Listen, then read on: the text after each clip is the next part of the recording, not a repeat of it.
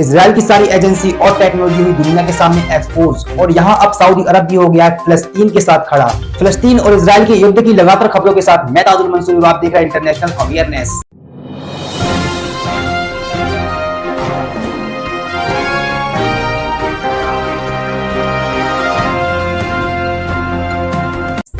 Saudi अरब के crown Prince Mohammad बिन सलमान, जिन्हें MBS के नाम से भी जाना जाता है, ने फिलिस्तीन के राष्ट्रपति महमूद अब्बास से कॉल पर बात करते हुए कहा है। कॉल के दौरान MBS कहते हैं कि सऊदी अरब बढ़ रही वृद्धि को रोकने के लिए सभी अंतर्राष्ट्रीय और क्षेत्रीय दलों के साथ जुड़ने के लिए लगातार प्रयास कर रहा है। उनके कार्यालय द्वारा एक बयान जारी किया गया है जिसमें कहा गया है कि राज्य फिलिस्तीन के लोगों को उनके वैध अधिकारों की खोज, सम्मानजनक जीवन के लिए प्रयास करने और उनकी उम्मीद और आशाओं को साकार करने, न्यायपूर्ण और स्थायी शांति को प्राप्त करने के लिए सऊदी अरब उनके साथ खड़ा रहेगा। तो वहीं नेतन्याहू ने हमास को जंगली कहा और कहा कि इजराइल युद्ध जीतेगा। इजराइल के प्रधानमंत्री नेतन्याहू ने एक्स पर पोस्ट करते हुए कहा कि हमास एक जंगली है और उनका देश फिलिस्तीनी सशस्त्र समूह के खिलाफ जंग जीतेगा। नेतन्याहू ने आगे कहा कि हमास ने परिवार को उनके घरों में कत्लेआम करके, एक बाहरी उत्सव में युवाओं का नरसंहार करके, यहाँ तक कि महिलाओं, बच्चों और बुजुर्गों, यहाँ तक कि नरसंहार से बचे लोगों का अपहरण करके एक ऐतिहासिक गलती की है। नेतन्याहू ने आगे कहा कि इजराइल हमास से ऐसी कीमत वसूलेगा जो उन्हें और इजराइल के अन्य दुश्मनों को आने वाले 50 सालों तक याद रहेगी। और इजरायली नेता ने बाइडेन और अमेरिकी कांग्रेस को उनके स्पष्ट समर्थन के लिए धन्यवाद दिया। We didn't want this war. It was forced upon us in the most brutal and savage way. But though Israel didn't start this war, Israel will finish it. Once the Jewish people were stateless. Once the Jewish people were defenseless. No longer. और वहीं America ने Iran को Israel युद्ध में शामिल न होने की चेतावनी दी है।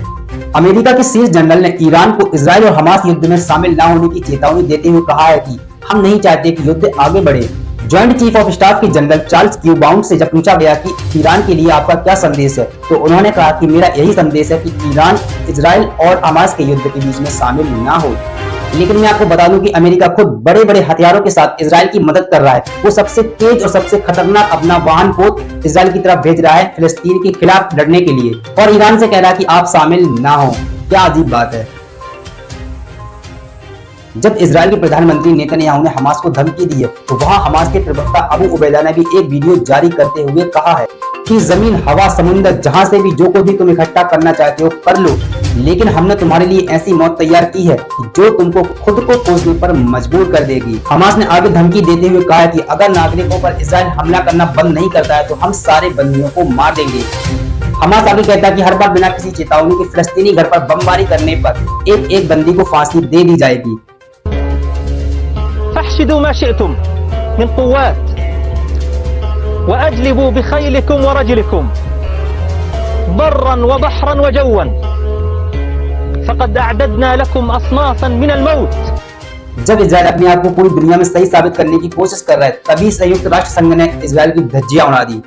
संयुक्त राष्ट्र संघ का कहना है संयुक्त राष्ट्र मानव अधिकार उच्च आयुक्त ने भोजन और पानी पर प्रतिबंध के साथ संपूर्ण गाजा पर नाकाबंदी करने का आदेश देने का फैसला इजराइल का गलत है। और वहीं वोल्कर तुर्क ने स्थिति शांत करने की प्रभाव वाले राज्यों से अनुरोध किया और जोर दिया कि अंतर्राष्ट्रीय और मानव अधिकारों को बरकरार रखा जाना चाहिए। और आगे कहा कि पहले भी इजराइल का गाजा में कदम मानव अधिकारों और मानव स्थितियों को गंभीर रूप से खराब करने का जोखिम उठाता है, जिसमें चिकित्सा की संचालन सुविधा भी शामिल है और खासकर घायलों की बढ़ती संख्या भी मद्देनजर है। इसलिए इजराइल का गाजा पर संपूर्ण नाकाबंदी करने का फैसला अंतर्राष्ट्रीय मानव अधिकार के तहत निषिद्ध है। और वहीं 80 साल से इजराइल के कब्जे में फिलिस्तीनी जमीन, जिसके 10 इलाकों को फिलिस्तीन ने फतह कर लिया है और खबरों के मुताबिक आगे के कुछ इलाके भी फतह करके कब्जे में कर लिए हैं।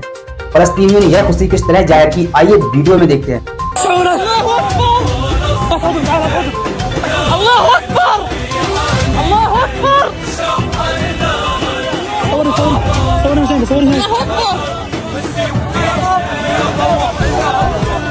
और आखिर में हमास कहता है कि हमारा सिर्फ एक मकसद है, पूरी तरीके से बैतुल मुकद्दस को आजाद कराना। दोस्तों, इजराइल फिलिस्तीन की विवाद की खबरों के साथ आज के लिए बस इतना ही। लगातार खबरों के लिए बने रहिए इंटरनेशनल अवेयरनेस के साथ।